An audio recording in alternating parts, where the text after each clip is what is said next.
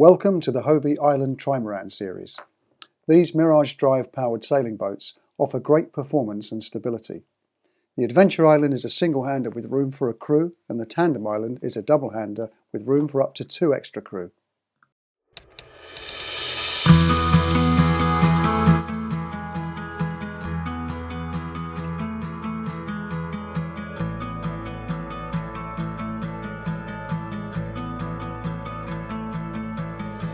So we're going to be looking at the Tandem Island today and the benefits behind the Tandem Island. So we're going to start off at the front of the boat, at the bow, and work our way through to the stern. So on the bow we've got the very good ergonomic hand grip at the front. Benefit of this boat being so long, 18'6", it has a huge cargo capacity area with inside here, so you can upload that with all your camping, fishing gear, whatever it may be, you can stow inside the front hatch. The trampolines will also take 90 kilos of non-bouncing weight, so either if you fit within that restriction or you have, again, a dog, extra persons, whatever it is, they can sit on there as well.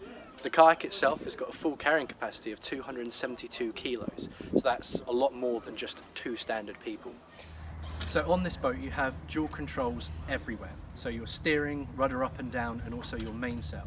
So one person on board isn't always based as a crew. One person can do as much or as little as the other person, and you can also switch over a lot easier than you can do if you were sailing a catamaran or a standard dinghy. On the front beam here you have your furling line, which is always orange and grey as standard from the factory. Then your main sheet is then located to the side of that. Just by letting off your furling line and pulling the main sheet then brings the sail fully out.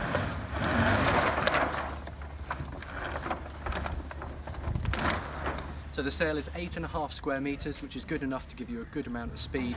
Your average sailing speed in around about force 3 is going to be around about 6 to 8 knots. In stronger winds, hopefully with flatter water, you can push it a little bit quicker.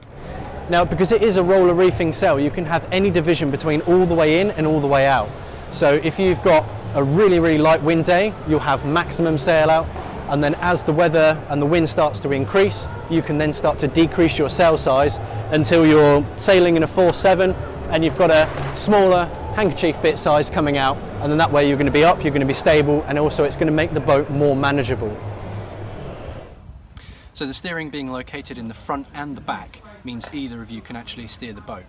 It's different to most other monohulls or yachts in the fact that if you turn it left, the boat will turn left. It's great for single-handed use as well, and that way you're not restricted to only sitting in the front seat or only sitting in the back. You can alternate between the two, which will then make it more comfortable for yourself. On the Mirage Drive, so you've got 2 cam cleats either side, which flick back, and then that allows you then to remove the drive.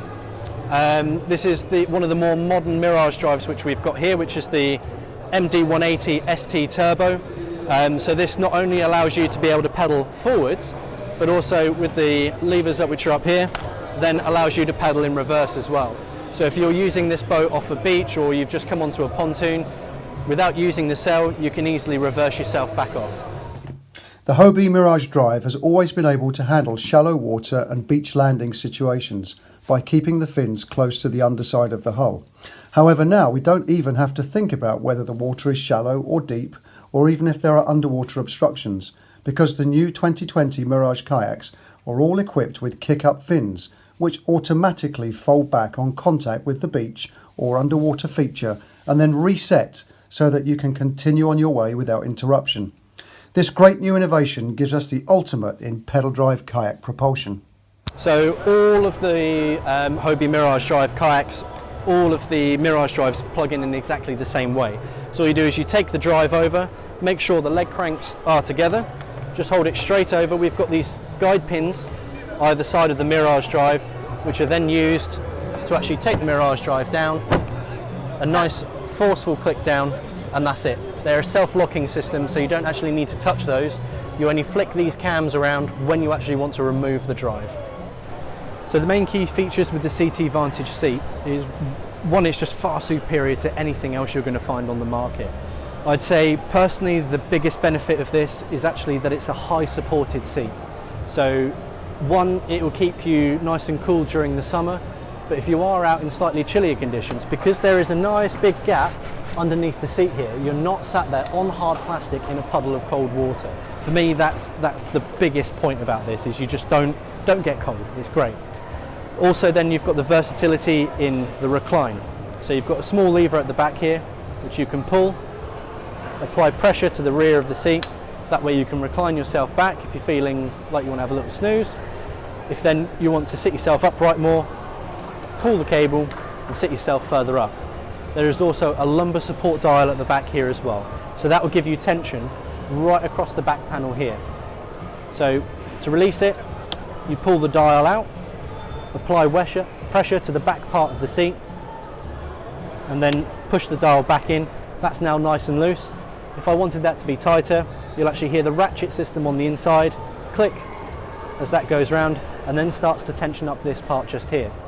So you eventually start to find yourself with a really happy seating position that you probably won't change much. The other part that you probably would look at changing is underneath the seat here is another little grey lever, and this then changes the height that your thighs will pretty much rest at. So putting it in this higher position with then the seat on full recline, that is as far back as you're ever going to lean. That is full on snooze position there. If you then want to be slightly lower down, keep your centre of gravity slightly lower, pull the lever, apply the pressure, and that then takes the seat down. There is also a higher position, which is what we call the Vantage position, which is where you raise the legs up as high as you can go here. There's another little handle which is called kickstand, and as we then lift the back of the seat up, we can pull kickstand and two legs drop out onto little podiums at the back here, and then with that gives us around about a 5-inch raise. So that way, if we're trying to look a little bit further over the horizon, or you want to look down and through the water if you're fishing, it's perfect for it. It's absolutely ideal. If you have actually arrived at a nice little beach somewhere and you're about to stop for a picnic, you can unplug the 4 legs, put those into situ, so you actually have then a nice bench to sit on land quite easily. Sit around a nice campfire if you've been out camping, have your lunch, and then when you're ready to go, stand yourself up, drop the legs back into the elastic keepers, insert it, and you're ready to go back sailing again. So for more storage options and possibilities, in between each of the passenger's legs you have your 8-inch twist and stow hatch. You just open the key up, turn 180 degrees, lift it up.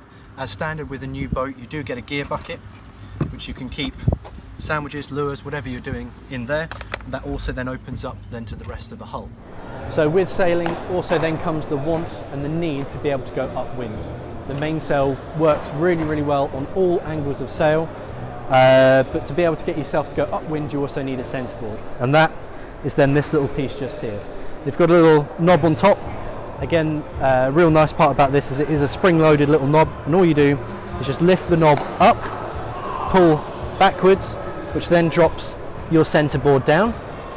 That is enough there to give you enough lateral resistance to be able to climb around about 45 degrees upwind.